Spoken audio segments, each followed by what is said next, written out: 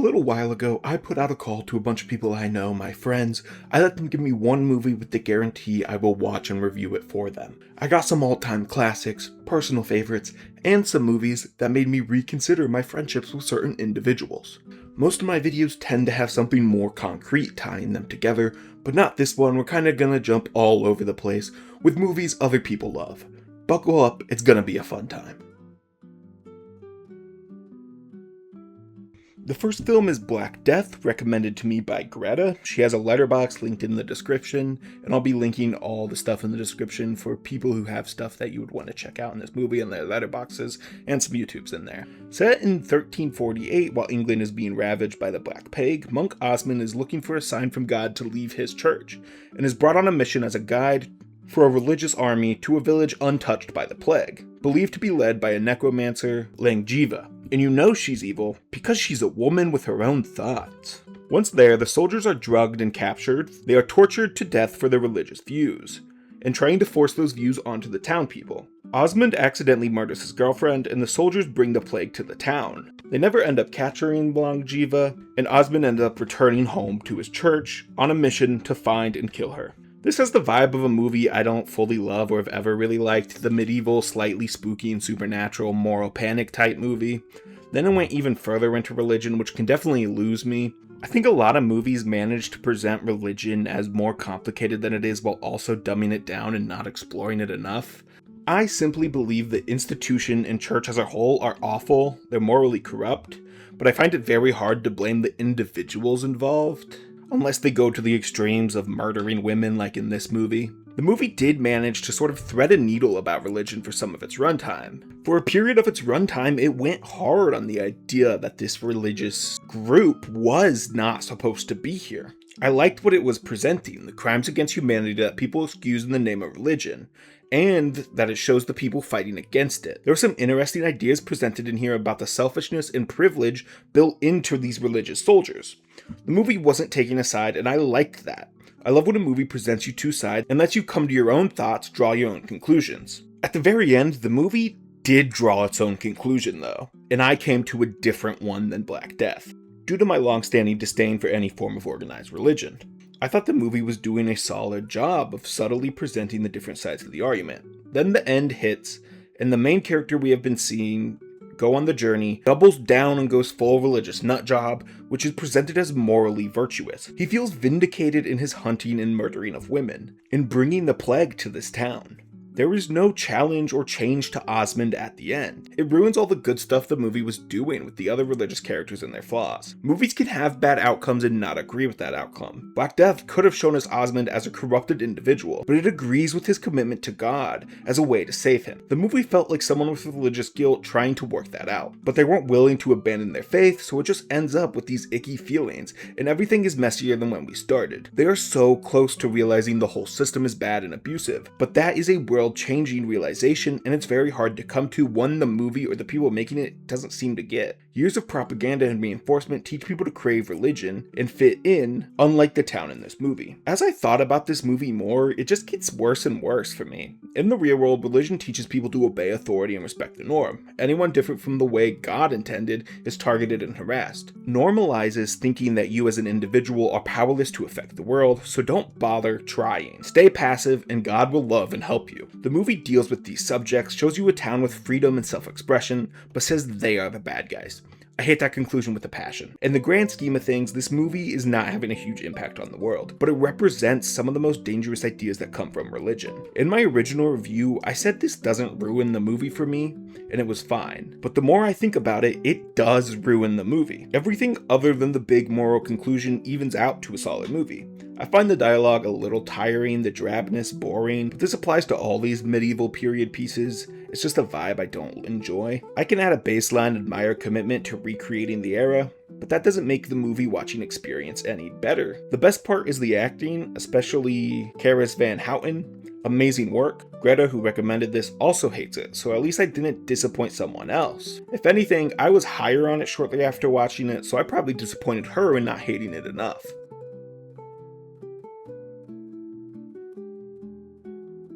I am talking about these movies in the order of having received the recommendations when I asked. There will be a very ranking at the end. This one was given to me by Nick. Dead Men Don't Wear Plaid is a very interesting movie. It used clips from 19 different older movies and filled in the gaps with their own material, creating this sort of patchwork movie. Detective Roy is hired by Juliet to investigate her father's death. He was a world-renowned cheesemonger, and she suspects he was killed for his recipe. It has lots of twists and turns, hijinks ensue that result in Roy meeting all kinds of people. This is where the old footage comes into play. Overall, I had a fine time with Dead Men Don't Wear Plaid. It worked as a serviceable entertainment to fill the void of time. It doesn't feel like the type of movie to take itself super seriously, but I'm going to anyway. Because what is this channel if not taking movies seriously and trying to discuss how I felt about them? First off, I hate narration. If you use it as a necessary evil, a means to an end, fine. But this entire movie is built on narration. The story would be nothing without it. Makes your movie feel more like a picture book and not a movie. You hardly go 1 minute without Roy telling you exactly how he's feeling and what he's going through in a voiceover. It's the most basic form of lazy filmmaking there is, and when your movie's built on it, I'm going to have a problem with that. There are more clever ways to tell a story than just explain it beat for beat. This entire script felt ill-constructed. A lot of the jokes are rather one note and not that funny, falling flat. A decent amount of the comedy comes from the satire of old noir movies. When he makes jokes about how hot women are, I was not laughing at the women, but the old movies and times where this was acceptable to act. You can make misogyny funny if you punch up, you expose how awful and ridiculous this thinking was. I hope that makes sense. Blatant earnest misogyny is not funny, but satirizing it can be. You cannot disconnect old noirs from those ideas either. When you look at the genre, you have to think about and talk about it. I'm rambling, let me get focused. A lot of the best parts of this come from making fun of old noir movies and the sexism that is present. But there was also a deep appreciation for the genre in this movie, even using the old footage. Dead Men Don't Wear Plaid loves the genre and tropes associated with it. The smoky narration, femme fatales, the crime of it all. It uses these ideas, giving mixed signals about what exactly is the punchline. It is not clear what this movie feels about each individual trope, which ones it is currently taking inspiration from, nor which ones it is satirizing. I find it hard to invest in a satire when it is also in love with the genre it is dissecting. Then you realize the whole movie is just kind of a gimmick about editing in and splicing these old noir vignettes, and it makes it pretty apparent why the script and ideas were messy and scattered as they were. Of course you need narration to get your weak ideas across. They had these scenes that they built the movie around. It was technically impressive in how they edited it, great job editing there, but this feels like one of those they were too busy asking if they could when they didn't stop to think if they should. Too concerned about jam-packing this full of old vignettes and gimmick to question the connective tissue and how the whole movie would flow together. It is a cool tech demo, I guess, but I think it fails to have a great story, isn't that funny, and is a poor satire. This is something I do in a lot of movie reviews. I kind of roast it for a lot of the time, but I don't hate this movie. I'm just confused how this all came about and why nobody really understood what they were doing. Confused if they even knew what they were doing here. And I'm even more certain they didn't translate that feeling that they wanted you to have very well. Nick is a big fan of this movie, sorry to you, but he has said he's determined to get a higher score the next time I do this. Which shouldn't be too hard for him, because this movie was pretty mid to bad. Not bad. Bad is a mean word for this movie.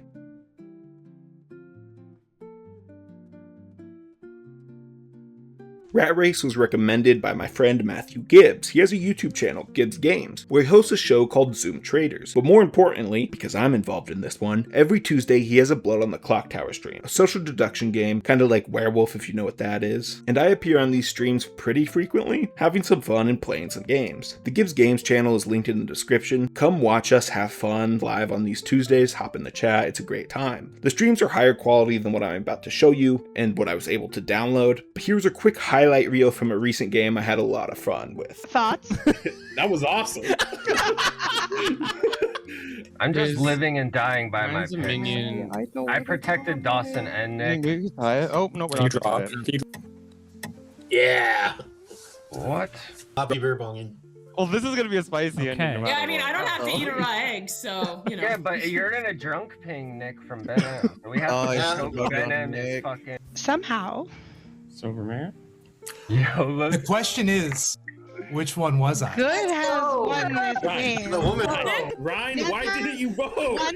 Ryne Yeah, Ryne, why didn't you could have vote? put the last vote on himself to stop that, and I thought he was going to. Oh, I didn't even think. Wow. Ryne. I was so distracted by the Hard. He time. had it. Yeah, it was. Yeah, Giving a it was- correct It was some empath good number. gameplay from yeah. me and Austin. It Yeah. was so hard. Two-thirds of the evil team did.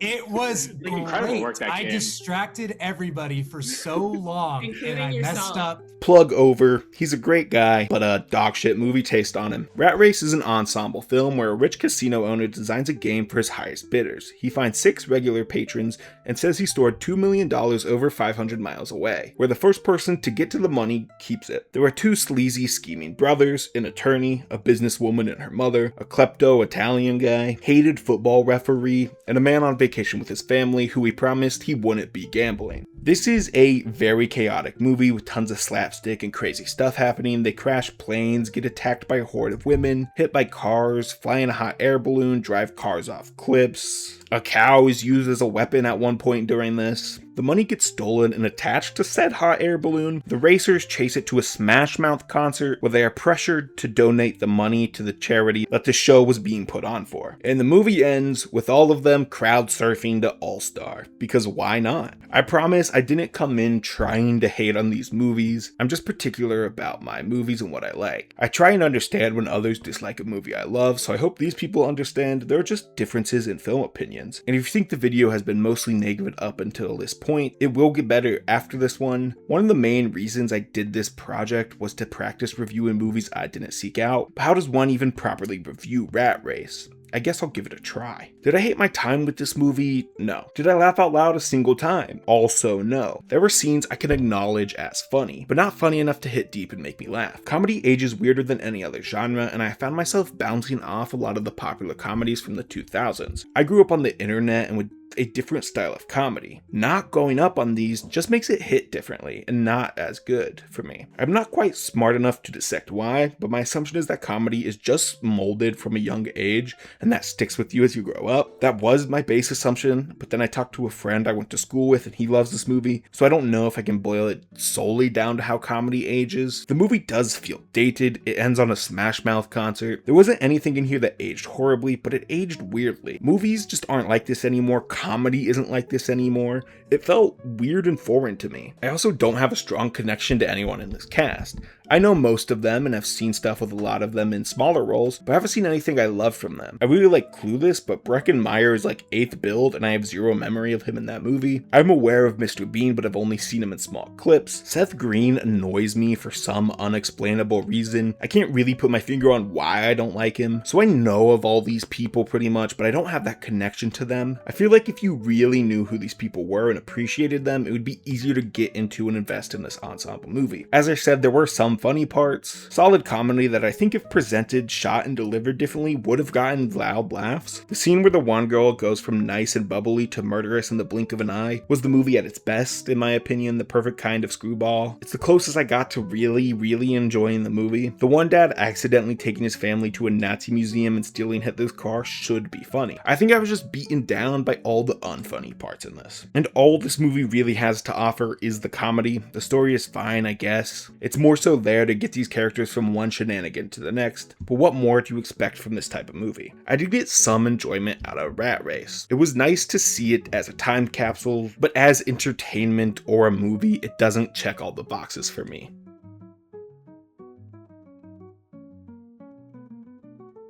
This one was recommended to me by Kristel. It is very loosely inspired by real-life frenemies Jacques Mayol and Enzo Mariaso, two freedivers who regularly competed and set records in the sport, about their rivalry and friendship pushing each other to be better. The movie also made up a girlfriend for Jacques, Joanna. She's in love with him but feels distance from him. Jacques also loves dolphins and spends as much time swimming with them as possible, leading to further neglecting his personal relationship. The medics tell Enzo it is not safe for him to dive one day, but he does it anyway, dying while setting a new record. The next night, Jacques attempts the same depth despite his girlfriend begging him not to, and he ends up seeing some dolphins down there. I watched the 3 hours director cut, only to find out there was a different cut afterwards, but I don't think the length did much to affect my viewing, so it just matters with the story elements here. I wish I liked this more than I did. I'll start with the positives. Jean Reno as Enzo was amazing. He stole every scene he was in, and the rivalry with Jacques was excellent. Enzo fills two different roles, as comic relief, where he's very funny, but also as the dry driver for the rivalry. He is the one pushing for competition, which is one of the beating hearts of the movie. A type of story I like and get invested in most of the time, even if it was rather basic and free diving is a lame thing to compete over. They have to take turns on different days, and the activity is solitaire. I still got invested in the rivalry aspects. Then there was Rosanna Arquette's Joanna, who I really enjoyed. Her character was largely bad, but there were nuggets in there that had me so drawn to her, including the performance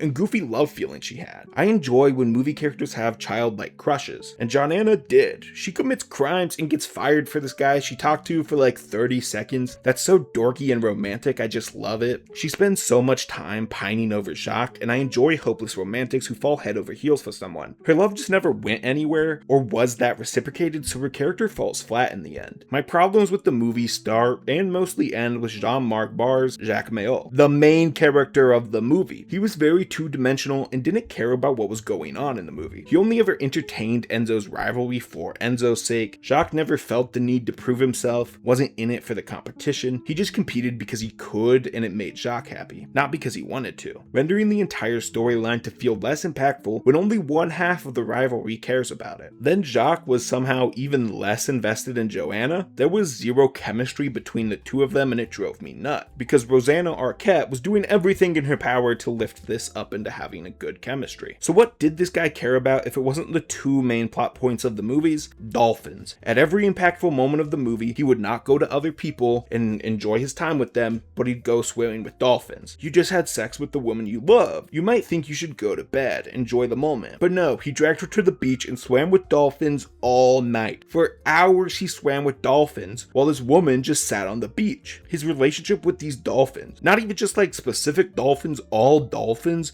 is deeply emotional and spiritual. He relies on them emotionally far more than his girlfriend or best friend, and I just don't get that. The movie wants to present this world of escapism, how the sea and dolphins act as a way for Jacques to escape his problem, for you to project your problems onto this and get a sense of escapism for it yourself. But this movie does not work as escapism because he has nothing to escape from. Jacques is a world-class athlete, so world-class, science can't explain his body. Scientists call him an anomaly for how he can structure his breathing. He lives in this beautiful seaside town, has a stunning girlfriend. I don't love thirsting or talking about women's beauty in movie reviews, but like, this is one of the best any humans has ever looked on screen. To disrespect a beautiful woman is one thing. To have a suspicious relationship with dolphins is another. On their own, they might be excusable, but both are crazy work and make me mad. His life was perfect. There was no pressure. The only real conflict is this friendly rivalry with Enzo, and that is not stressful enough to warrant the movie creating an alternate world for Jacques to live in. This movie is just a boring dude who is a bad friend and romantic partner fantasizing about the ocean and how much he'd prefer being there than in his amazing life. There's this one scene, Joanna is asking him to take her seriously and show more love. It's on these cliffs like next to the water. He ignores her feelings like he always does, and she throws herself into the water to get attention from him. And he still doesn't really question his actions. I said out loud, fuck off, this is crazy. Then we have the ending, which is downright insulting. This man's best friend died. His girlfriend said she was pregnant and begged him to stay with her on this boat. Not to go do this dive, but he had to go risk his life to swim with dolphins. He doesn't care about his pregnant girlfriend or his dead friend. It's dolphin time. Summarizes the entire movie to me in the worst way possible. There was a chance to emotionally pay it all off. If he didn't dive, he let the rivalry with Enzo end and is finally going to be a good partner and might be a good father one day. But they didn't care about emotional payoff. Instead, there are dolphins to swim with. I am sure swimming with dolphins is a cool experience, but I can't get on board with it being the sole activity you base your entire life around. The underwater scenes did look great, but I just don't care about that enough. I am far more of a story and characters person. Great visuals enhance a movie, but they don't make them for me. This is a movie I had a pretty good time with, but it did a lot wrong throughout. I was enjoying most of my time watching this movie and thought it could have redeemed itself at the end, but it didn't, leaving it a mess that was enjoyable. It always hurts the most when a movie fumbles its potential and ends in such an awful way as this one did. When I told Kristel I watched the movie, she asked what I thought about it, and I gave her my first little quick review. Why did he want to fuck those dolphins? She doesn't think the movie is about that and questioned why I did, but it is very much about that. King of Kong, A Fistful of Quarters was recommended to me by Dan. He also has a YouTube channel called Starcade. It's a really fun game show, link is in the description. This is our first documentary on the list. I was a little surprised I got one, let alone two, but I'm glad I did. It is about competitive retro gaming, more specifically Donkey Kong. One of the hardest games requiring precise timing, hand-eye coordination, and constant attention for hours to set a high score. Billy Mitchell dominated the leaderboards and records of this game for 20 years, making money for the main recording company. Then, Steve Wiebe comes out of nowhere and starts to challenge him. Billy doesn't think Steve is a legitimate player, and the high score should be set in public. Steve then does it in person, and Billy sends in his own tape that glitched a little bit in the middle to reclaim his world record. The company that keeps track of these records chooses to crown Billy as the world record holder. Billy also refuses to compete with Steve in public at all. This is an all-time dad movie, and I mean that in the most loving way ever. Movies that are easy to put on a random Sunday, use nostalgia and chillness in its favor. The type of movie you can doze off to for 15 minutes and keep on watching when you wake back up, because dads need those midday power naps. But it's also more than that. It shows just how the world works by examining this super specific niche world. The fix is in from the start of this movie. Steve Wiebe never stood a shot, but he's also so likable that you can't help but root for him. He was the heart of the movie, the loser who finally found something he was good at. I wanted him to topple the system so badly. Then you have Billy Mitchell, who is the exact opposite kind of guy. Super unlikable and in the game for fame rather than competition. Now, I want to be clear, I am not saying Billy Mitchell was a cheater. The last guy on YouTube to do that got sued for defamation. Billy Mitchell has also sued Cartoon Network, by the way. What I will say is the series of events are incredibly suspicious, and I'll present them to you and let you draw your own conclusions. If you come to the conclusion that he cheated, I don't think I'd argue against it. He spent years trash talking sending in tapes to get world record. He said they should only count if they were done on public machines in front of others. That's the field of competition. Then, after he's beaten for the first time in 20 years, he sends in a tape with an even higher score, one that has some glitchy renderings in it, which in theory suggested he used an emulator and not an original machine, something that is banned. I'm pretty sure most people believe he cheated nowadays, but the movie doesn't give us that because most of the people in this space hadn't really come to that conclusion yet. The movie is telling you the side it's on, and it thinks Billy Mitchell's a cheater. Sometimes a simple framework for a movie does wonders. They didn't need to rewrite the formula with this one. Just present what is happening in the simplest ways. It works in the movie's favors. Some docs try and outdo themselves, make it too much about the filmmaking. Not this one. They show you the corruption and the fascinating characters who take this so seriously but don't seem to call out cheating, all revolving around Billy. He has minions that he sends out to events. He would stay home and send out a lackey to do his bidding and call him with updates. Multiple of these people were doing this for him. The cult of personality this man formed is crazy and what makes the movie so fascinating to watch. There are also some all-time one-liners in this. I have been saying there's a Donkey Kong kill screen coming up, smiley face, all the time on loop. I say it when I wake up, throughout my day. It's the last thing I think when I go to bed. Easily the funniest part of the movie. Billy compares himself to abortion at one point. The interviewer asks his wife if she's ever seen him compete, and she just nervously laughs and says no. It's amazing stuff. Proof that real people can be far more fascinating to watch than written ones. I was curious what else this director did, and boy does he have a funny filmography. Baywatch, Four Christmases, and Back in Action. He has made some bad movies. The Utter Waste that was Back in Action, but also this really thoughtful doc. I think of all documentaries I've seen on a scale. The emotional highs of Paris is Burning to the ridiculousness of American Movie. It's not close to those emotional highs, and it is a little closer to that ridiculousness, but it carved out a nice little niche for itself in the middle. It's a lot closer to American Movie, but it also does have the emotional moment. A great time that I can see how it would become a comfort watch for someone.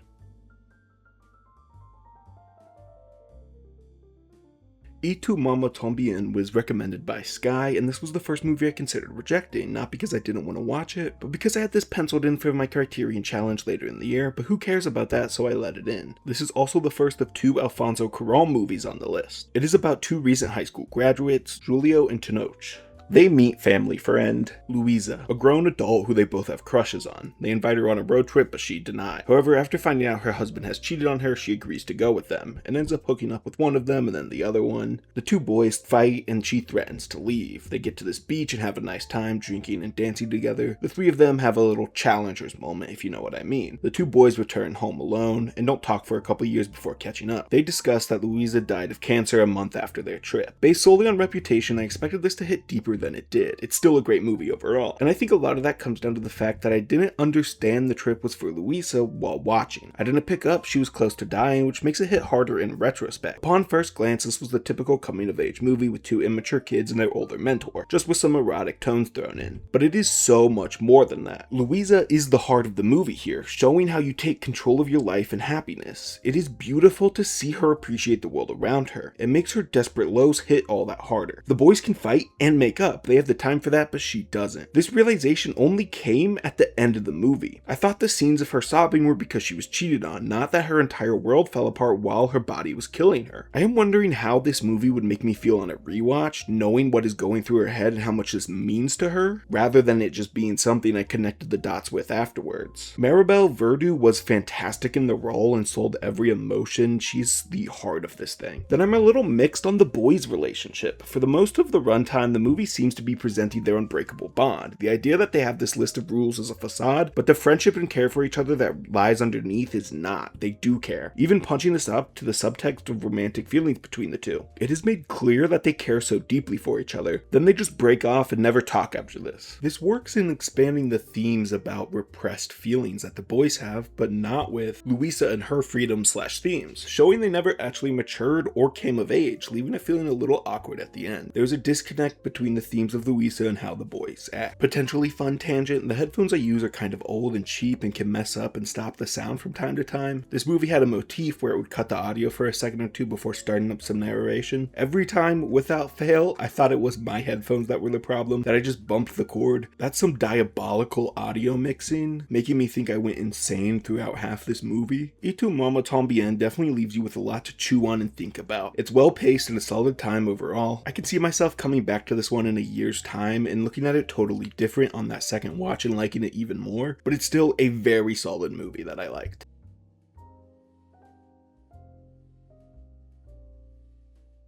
This movie, the ultra serious one about a refugee crisis, was suggested by Ryne, the guy from that clip I showed earlier who forgot to vote. People really do have multitudes to them. Green Border is about the border between Poland and Belarus. Middle Eastern and African refugees are lured by the Belarus government and pushed over the border into a semi-war zone. These refugees are caught by the Polish government and sent back over. The movie follows a family for a decent portion and shows the cruelty in using human lives as pieces in a political game of chess. Kids are tossed over barbed wire and forced to live in these makeshift prison camps. Then it focuses on a border agent who questions why he is following orders, and a group of Poland activists who do all they can to help the refugees out. The main family we follow ends up getting help once on the Polish side of the border, and the agent spots them, but he doesn't say a word. The movie ends showing Poland's willingness to accept Ukrainian refugees during the height of the Russian conflict, showing you the doubled standard in the Polish border policy. This is a movie I respect and admire for its pure commitment to political anger. Agnieszka Holland clearly is sick of the bullshit and put everything into this call-out piece. It is what I want and need this type of filmmaking to be, straight to the point, understandable and digestible without ever sanitizing anything. I imagine it would be very hard to balance this. You want people to watch it. If you go too heavy, it will lose some of the potential impact because people just won't go and watch it. But you can't go too light because that would be sanitizing it too much and not really showing what's happening. And Green Border walks that line perfectly. It is a tough watch at times, throwing you around with the refugees, but it's the perfect amount of time to make you feel it, realizing the cycle these people exist in. As an audience member, we get to see these humans thrown across, ping-pong several times, but the pace never lets you sit in sorrow. It feels counterintuitive. The pace being this planned and deliberate helps you not get too bogged down. I would have thought a slow movie would be more thoughtful, giving you more time to think, but you don't need time to think because this is a movie that operates on feelings above you thinking. The one part that didn't really work for me was the border agent and his journey realizing being a monster is bad. It spends a little too long taking this guy to make a very obvious moral leap. I also don't think letting one family across is all that much of a redemption arc in the end. We know and love the family, so there is a moment of catharsis for them, but this is still a man that participated in the system and by the ending scene continued to do so after this one instance. If he was going to be this big of a part of the movie, I wish we got a bigger statement from him and a bigger piece of redemption. While emotionally challenging, I don't think the movie is politically challenging to me. I can see how this would be for others. While I was unaware of this specific border crisis, I get the whole idea. Seeing the way my country treats people at its borders or refugees, yeah, it's monstrous. adulterous. So I wish this was slightly more challenging for me, that the movie said a little bit more than this is bad, but it's just a small problem with the movie. I feel a little bad even bringing it up. Not every political movie needs to push my views to be good. I have the privilege of having the worldview I do. I understand that movies need to be made to push others politically and not just me. All the anger in this never comes off as preachy or self-righteous. This movie is scolding, showed me the events, and let me get angry alongside. Holland doesn't need to inject this with lines of dialogue/monologues clearly calling it out. Lines that feel out of place. Instead, the subtle, natural conversations and plot do the preaching, which is a lot easier to accept in that form, not when it feels like it's being shoved at you. Although Poland themselves did not appreciate this movie or think of it in the same way as I did. Green Border really pissed people off in Poland. Minister of Justice Zebrio said, "In the Third Reich, the Germans produced propaganda films showing the Poles as bandits and murderers. Today, they have Agnieszka Holland for that. It was not selected for the Oscars, there were protests. I think this all comes from people being afraid to confront the very recent horrors your government participated in. This movie was such a striking political statement, there was uproar against it and in favor of it. It made people feel and mobilize them in support of a cause. That's the best case scenario for a political movie." All of this talking has been about the feeling and the story of the movie, which is the main point, but this delivered on the craft as well. Some great shots that were harrowing and helped get across the emotions. The very simple trick of starting in color only to fade to black works very well. Everything was so well thought out and easy to understand, making a movie about the deep racism and systematic injustices in our world digestible. Although in the end, it is a little hard to connect to such a jagged and hard to stomach movie, but I can say I love it as a piece of art and as a political statement. And I'm sure that's what Holland envisioned with this as well. She wasn't trying to make a movie that hits my all-time favorite list, so it doesn't feel bad to have reacted in that way. For every negative I can articulate about this movie, I understand why it was there. Green Border means more than some of my favorite movies ever, to the world at large. If you represent such good, you can get a pass in some of the other fields.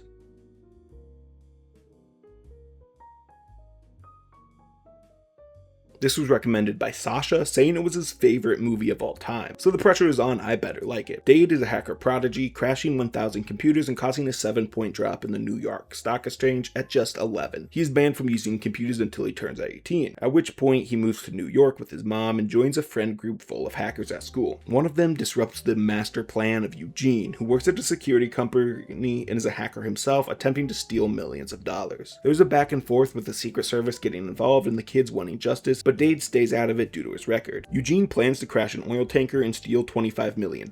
This is where Dade steps in and begins to help. Working with hackers all around the world, they reveal Eugene's plan and clear the kid's name. My deepest apologies to Sasha, but I didn't love Hackers. It has a lot of pieces of movies I like, an underground group of anti-establishment queer-coded characters who fight for what is right and hate the government. They hate and aim to take down the system. That is a logline I can get behind, but it isn't really about that. It hit me that the government isn't even the bad guy in this movie, like they are in real life. But the worst thing the government does in this movie is ban a kid from using computers after he crashed over 1,000 of them. Instead, the bad guy is just a loser who runs a security company, a relative nobody. He actually doesn't even run the security company, he's just their IT guy. The taking down the system motto means a lot less when the system is some loser who rides a skateboard. He's just such a nerd and only one guy. The government is a thorn in these characters' side, but our main one, Dade, actively doesn't poke that bear. He spends most of the time talking about how he is chill with them if they are chill with him. It just feels like the anti-establishment energy should be focused towards the bigger fish if they are introduced, not some loser. The style of this has definitely aged. It has a novelty of representing an era in film and culture I wasn't around for. It is fun to enter this world for a little, but I wasn't blown away by it. For all the cool underground feelings, there was still some 90s sentimental filmmaking that feels all too familiar. It's in a weird middle point when the movie carved out its own style for a decent chunk of its runtime, while falling into typical feeling movies from time to time. Makes it feel less like a whole vision than I'd like. The way some of these shots are at golden hour with warm lighting, very similar to others that I've seen. Matthew Lillard is the MVP, as he is for a lot of his movies in this. He just has this energy to his acting, an undeniable draw and uniqueness. He steals every scene, and yet another classic performance of him. The more I see from Matthew Lillard, I don't really get why we don't talk about him as one of the best character actors of all time, and why he hasn't gone more and done more dramatic stuff. I like the dorkiness, and the film has a charm to it. A good time, but not something I see sitting with me, nor one I will come back to. The type of movie I can 100% see if someone was more into the style or era than I was liking. More into tech and the hacker battles. It's something I've just never been particularly drawn to.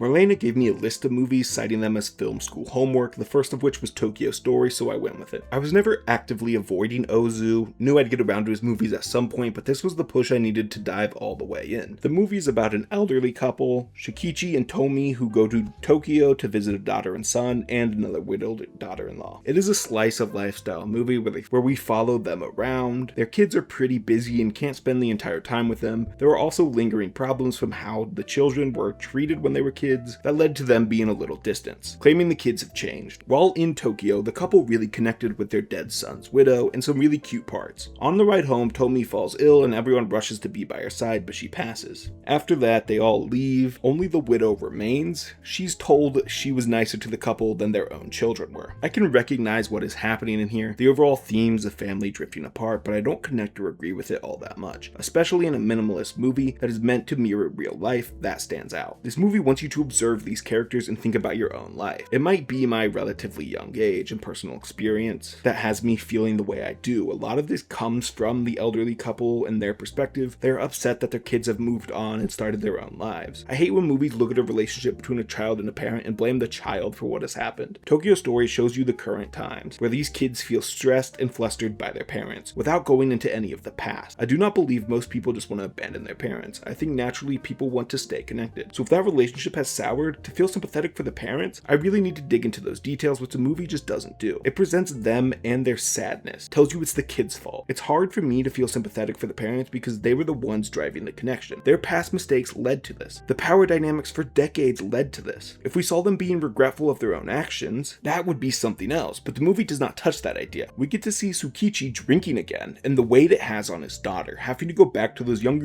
years where she had to step up and take responsibility a child should not have to with an alcoholic father. I just can't not think about that and all the years of torture he put his kids for, and end up feeling bad for him for being lonely. You pushed your kids away, man. I think my feeling on this movie and the arc mentioned above come down to where I'm at in my life. I just find it extremely hard to empathize with shitty parents. There are mistakes that I can't ignore. I understand how hard it can be to be a parent, but people rush into it and make mistakes that shape an entire person's life negatively. The scene where this couple remark about how their kids have changed really bothered me. No, your kids have not changed. They always felt a disconnect from you, being uncomfortable around you. The people they should feel safest around. They just finally hit the point where they aren't relying on you. The kids did rush to be by Tomi's side when she was sick, so they care, but it can be hard to be there 100% for parents who aren't there for you. There are parts of this movie that work absolutely. Shukichi and Tomi together, the way they relied on each other and understood each other was so great. That connection and eternal love is a good representation of romantic partnership. That is something I hope I have when I grow old. Then Tomi and Noriko were my favorite part of this. There was something so emotionally potent about these two people who have nothing connecting them except for the same loss, coming together. Their shared love of shoji pushed them together. Tomi passes down her knowledge and experience to someone she looks at as a daughter without all the baggage of the years of trauma. This was my first Ozu and I enjoyed it, but I wish I liked it more. The style here is something I want to watch more of. Meditative, slow character studies, low stakes just about people, but the fact that this style was used to explore themes I don't connect with makes the movie fall a little flat. It would be silly of me to write a legendary or any filmmaker off just because I didn't connect with one project. I'll come back to Ozu's filmography. Hopefully I find something that rings a little truer to my life. I can imagine these would hit really hard if that happened. Lastly, they do say 6-7 in this. Ozu is a prophet, and my god.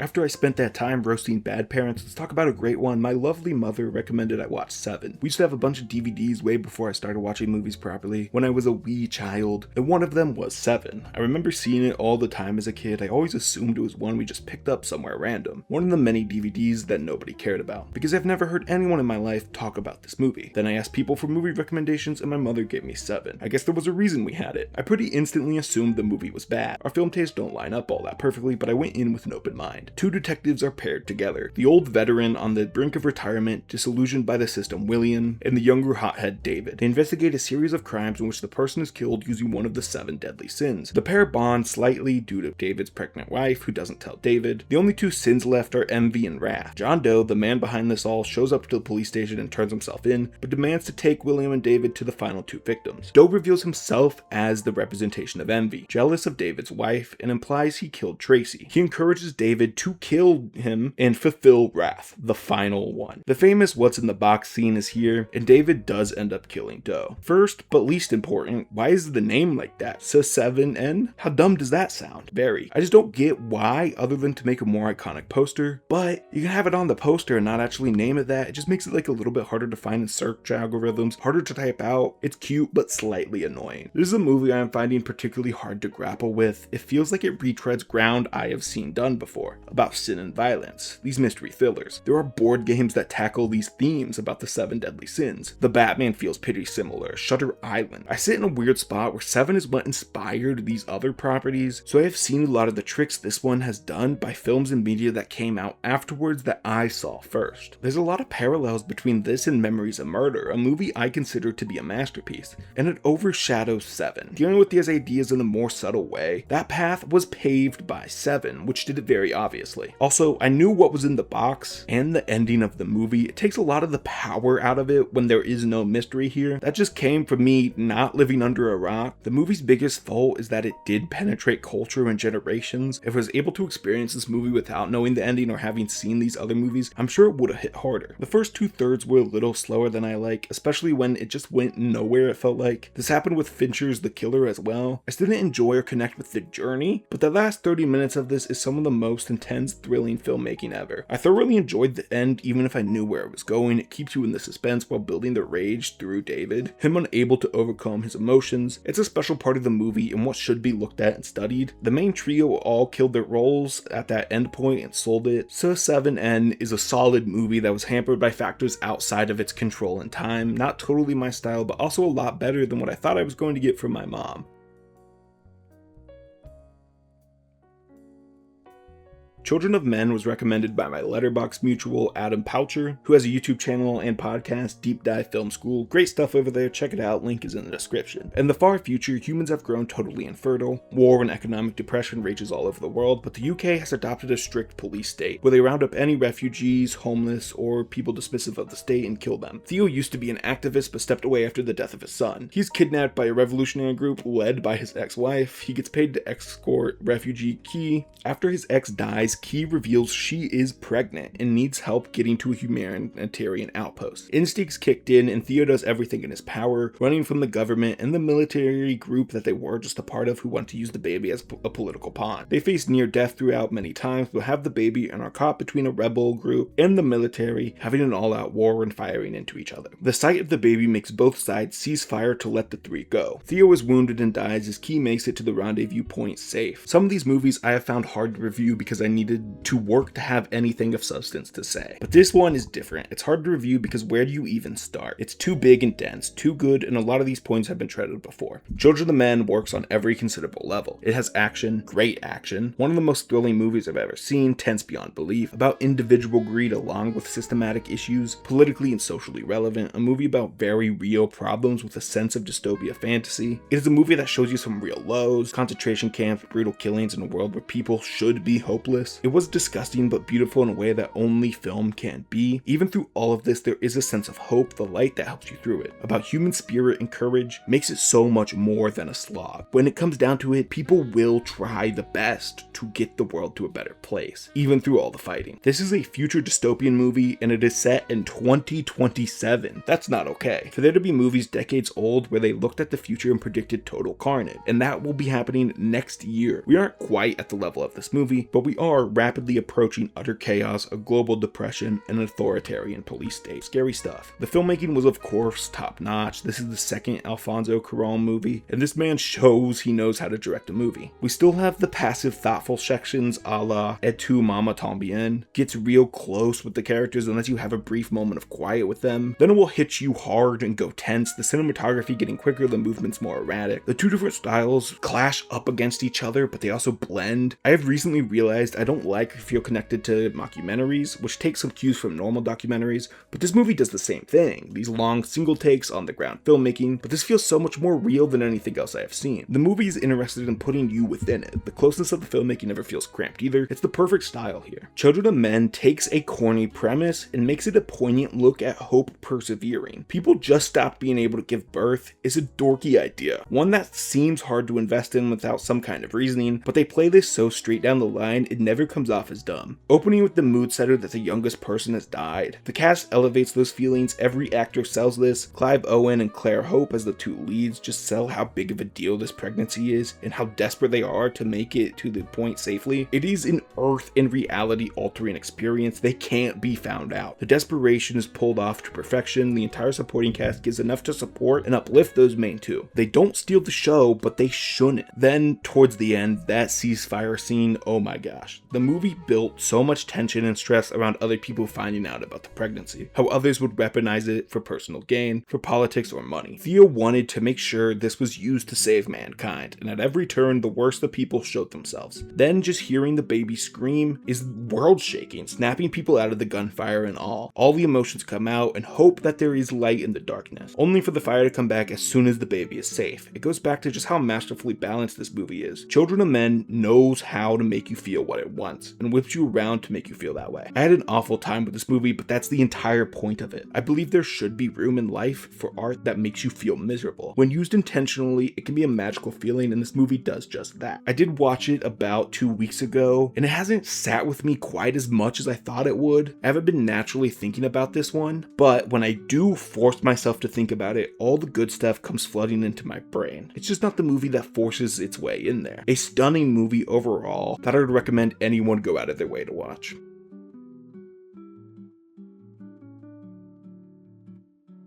Xavier was the only person who got rejected for submitting a movie I've already seen, The Green Knight, then come back and give a second choice, Terrordactly. So time for a B movie, I guess. When I write the little summaries for these, I usually go through and reread the wiki plot description just to jog my memory, but this movie does not have its own wiki article, so you get this one off the dome. Jonas is always cooking up schemes to get rich, and his best friend Lars goes along with it. They go to the same bar every weekend, and Jonas has a crush on the bartender Candace. To impress her and get rich, he goes into the desert to mine up a recent meteor that hit, but it turns out what he thought was a rock is actually a pterodactyl egg. So the creatures run rampant through LA, and the crew need to battle back. It's a very typical story for this type of movie. Now, I was expecting a movie called Terrordactly with a T and like terror to be utter bottom of the barrel garbage, and I was a little annoyed when it was suggested. I was regretting my promise to watch and review movies other people wanted me to, but I was fully wrong. Terrordactly has some hearts to it and was a solidly enjoyable movie. You know what you are getting into here: bad CGI monsters, cheap action, and a generic plot. It does not innovate in the genre of shitty creature flick. I think once you have seen one, you've kind of seen them all, except for some slight variety among them, but this movie stood out against similar movies I have seen like Sharktopus. I think what these types of movies comes down to is the characters. If they are likable and you want to root for them, it can carry the sloppier elements of the movie, like the goofy ass pterodactyl. And I found these characters to be enjoyable. The two dudes back and forth bickering, it's some genuine love for each other and was cute in the way they argued. Jonas and Lars had a very real feeling, grounded relationship. Candace was a cute badass who loves rocks. That's sick. How was I not gonna like her? She wasn't just sidelined as the damsel. All the other characters were rather one note, being typecast as the girl who loves sex and the wacky guy, but this main trio had enough charm to carry the movie. Sure, I've seen the story over and over. Most of these action scenes are derivative of countless creature slap that have come before it, but the heart pulled through. The movie never took itself too seriously and was willing to laugh at itself. What might have been the funniest part of this movie is just how empty it felt. There are wide open shots driving down a highway in the city, but it has nobody apart from our core cast. Presumably because they couldn't afford to pay extras, it created this backrooms feeling. The movie felt ever so slightly creepy in its emptiness. For how mid of a movie this is, the next sentence is going to sound a little crazy. This is a movie that inspires me to make more art and put it out there. It's low budget and not the highest quality, but they went out there and made a movie. I respect that. It might not be perfect, but at least they did the thing. Why haven't I made a movie yet? I don't need a whole dedicated crew. I don't need money, just a few other people who are passionate like me. And for putting that feeling in me, I like the movie even more. Even with all that, Terrordactly is only a fine movie. You can do worse and you can certainly do better. You most likely know how you will feel about this type of movie, and it will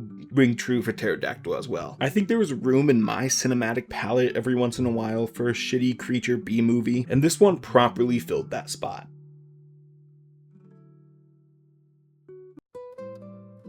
Exit Through the Gift Shop was recommended by Erin Marie, who does not have a letterbox, and is most likely our second documentary, but that is a contentious topic. I'll get to it later. It is about Greta, who becomes obsessed with recording footage and documenting street art. His big goal is to film for Banksy. Once he does, he plans to make a movie out of his thousands of hours of footage, however most of it is unusable, and Banksy decided Greta should be the focus of the doc, turning on him and urging him to learn more about street art by doing a show. Greta turns into Mr. Brainwashed, hires people to make art and help out. It is a massive success, much to the dismay of Banksy. The movie presents all these events as real, but as mentioned, there's contention around its authenticity. Erin Marie called it a mockumentary in a recent conversation. There's a very popular theory that the entire thing was a ruse put on by Banksy, that Greta is not a real person but an actor. The idea being that the entire movie was a prank and had some greater statement piece from Banksy about people believing stories or something like that. I think a lot of it comes from Greta saying he's Banksy's greatest art piece while calling the movie real. Some people took that to mean more than a delusional guy spitting out some buzzwords, and they took his word as law to infer something more is happening behind the scenes. I just don't understand what the point of faking all this would be. You don't spend tons of money on an elaborate prank you don't plan on paying off, and there is no payoff, no moment where we have been let in on it. Mr. Brainwash is active to this very day. They're still doing art shows, so if it's a prank, they have committed to it for 15 years. The only possible reveal that would make sense was if Greta is Banksy, but he just wouldn't do that. He could have decided to reveal like this in some 4D chess move, then got cold feet and backed out, but it seems so out of character. I also don't fully believe there's only one singular guy who was Banksy, so after a small amount of deliberation, I came to the conclusion that I think this movie is just real. Banksy did something crazy here, made a movie about a guy that worshipped him, managed to turn that guy's ego up, a Uno reverse. Greta thought he was special for getting to execute his artistic vision by filming Banksy. He thought he had the control, but no, Banksy was the one pushing his vision the whole time. Greta was just the vessel for that. I do think the story has some general massaging and tampering with from Banksy, but a lot of that came from him molding the real guy he was talking to. He set up Mr. Brainwash, not only to be a fascinating subject, but give a greater point to his doc. Banksy makes a plan to humble the guy and show him the real meaning behind street art by helping facilitate this big show, knowing the joke would be on Mr. Brainwash. But that show goes on to be uber successful and make a ton of money, which feels like the wrong conclusion. He wanted Mr. Brainwash to fail. Greta eats the attention up, proving Banksy even right that the heart of street art is gone, and Greta doesn't believe in it. It goes from being about a fool and an outsider trying to act cool and fit in, to being about the corruption of the game he loves. The film tackles what happens when subculture or art becomes profitable. When money comes along, the identity of street art gets pulled back and ripped apart. Consumerism, mass market appeal goes against the soul. To Banksy, street art is pure and should be meaningful, not just used to get rich. The movie shows that thesis pretty well, that street art has become everything he hates. That's another reason I think this is real. It being fake would only serve as a publicity stunt. If Mr. Brainwash is not a real guy, then this movie has no point to it. Banksy just made some populist paintings and sold them, then made a movie about how he made the money and sold out. It just doesn't all connect for me. It's a very fun movie, fascinating, had a couple of laugh out loud moments, and remained entertaining throughout. I could see Banksy coming out tomorrow and doing an expose on this whole thing, but that would shift my thoughts on this. The whole theory of this being fake does make it even more intriguing and gives it that extra juice even if I don't believe in it. Right now, it sets the perfect example of what happens when an underground community gets corrupted by expanding, when the goal becomes money over art.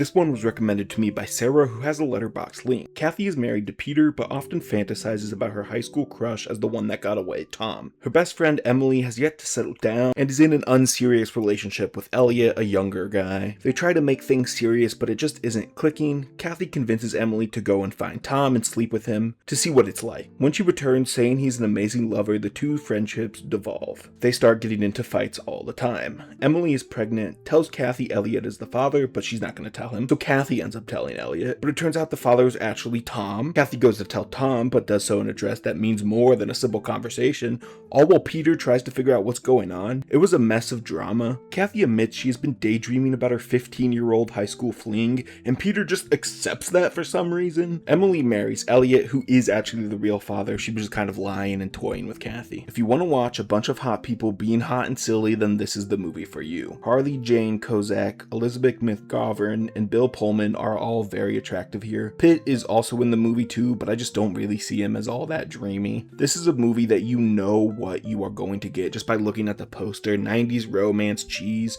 heavy on the comedy over the romance side of rom-coms. Beyond the similarity to other movies from the time, this one gets wacky, which I appreciate. The dream sequences are a fun addition and really add some levity to the movie. This woman just casually imagines her husband dies partway through, and that's kind of awesome in the absurdity of it. I have to respect the movie for going big. Then the whole last third of this is all kinds of bonkers, with classic misunderstandings taken up a dozen notches about who the dad is and who is cheating on who. All this wildness was enough to keep me engaged throughout the watch time. However, I think the movie beyond that is really lacking. Kathy sucks as a main character. She has a pretty solid life, a great husband, and 2 kids, but she spends all this time daydreaming about her high school sweetheart. It makes her very hard to like. She is rude to her entire family and best friend for such a large portion of this. Peter is such a pure-hearted, likable guy. He does his best to be understanding, then he's treated like absolute garbage. The movie never resolves this either. Peter does not care about her antics one bit. They just go back to being together with zero resistance. Nothing changes from the start. She will cheat in the future. This just delayed it all. When there is no arc, it leaves the movie feeling thin and unsatisfying. Hand-waving off the main conflict, Kathy's boredom in the marriage and bedroom at the very end left a bad taste in my mouth. Emily and Elliot are exhausting as well. Emily preaches about wanting a grown-up relationship, but returning to petty back and forth with Kathy. If you state what your characters want, you can't just spend the whole movie with her going against those wants. It confuses anything. Then Elliot was just kind of annoying. You can have unlikable characters if the movie treats them as such, but the favorite acts like this is normal and doesn't give the characters any responsibility for their actions. Peter was my goat. Solid dude, as I said, and he had every right to be mad and want space, but the movie was just so disinterested in him. Burying your most likable and sympathetic character was a choice. The Favor has a lot of fun and good pieces, but never fully puts them together, leaving the movie to feel flatter than my experience watching it was. The ending is just such a big part of a movie, and missed opportunities feel worse than just being bad. The Favor could have been better than it was, but still solid.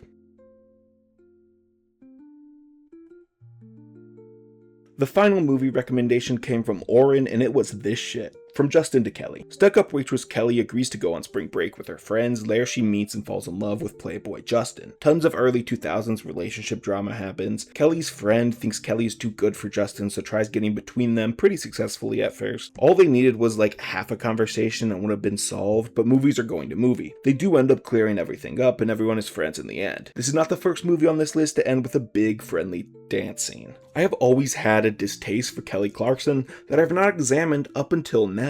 I saw she was in this movie and rolled my eyes, then quickly realized I have zero reason to be doing all that. I think my sister was kind of a fan, or I got her confused with some other blonde pop star from the mid-2000s. She wasn't a great actor by any means, but she didn't do anything to make me roll my eyes at seeing her. My deepest apologies to Kelley. I don't know why I found you so annoying up until this point. This movie is exactly what I thought it would be when I pulled up the letterbox and saw a 1.8 star average. It's a fairly generic mid-2000s rom-com, but with very little thought behind most of it. The movie just felt rushed. Kelley and Justin had zero chemistry. The costumes were choices. Were these even fashionable in 2003? I can't imagine they were. The story as predictable and boring as it gets. Dialogue was stilted and awkward. There was a laundry list of reasons of why this movie is bad. My biggest complaint, though, is the shoddy ADR on the music scenes. Their lips don't line up with the music and singing, like at all. They needed more time in post to just tweak it that little bit. It takes me out. They are so clearly lip syncing and negatively affects the watch, which I assume happens because of how quickly they rushed this out post Kelly Clarkson winning American Idol,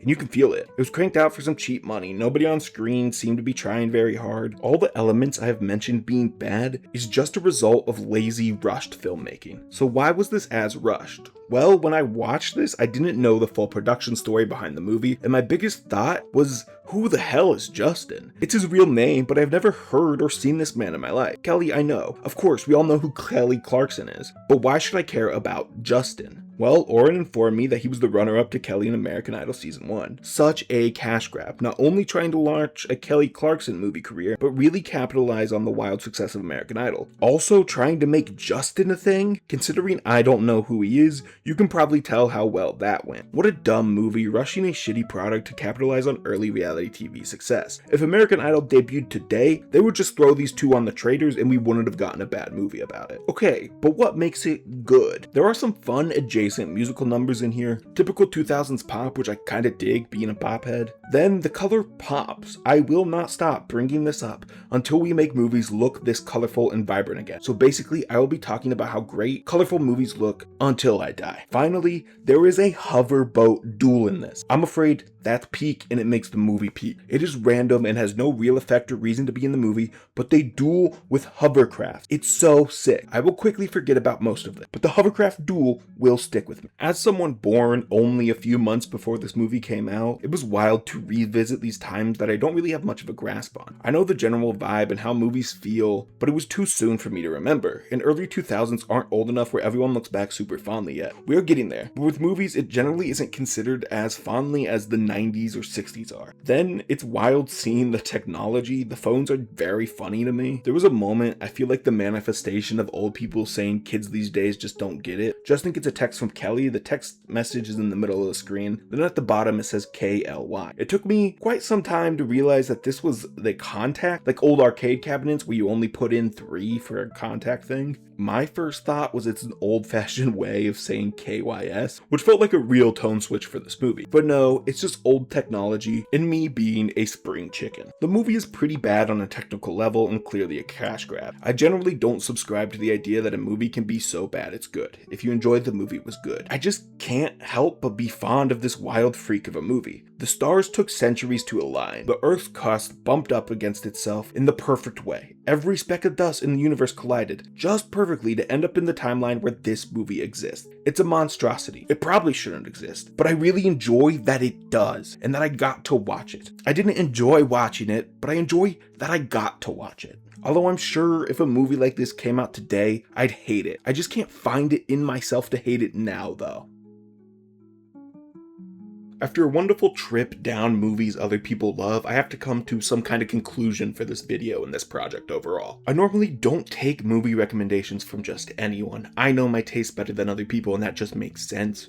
So I'm not rushing out to watch whatever other people say I should. But I really enjoyed this project. Getting to connect with people over the movies they like, discussing the movies, was a fun time. Going forward, I'm gonna try to be a little bit more open about taking recs and trying things other people want me to. I like to wrap up these videos with a ranking of everything I watched during it, and I'm gonna do that in this one too. The ranking is based on how much I like the movie, but it also counts for how close and good of a friend you are to me. Sorry, I don't make the rules. Movies are life.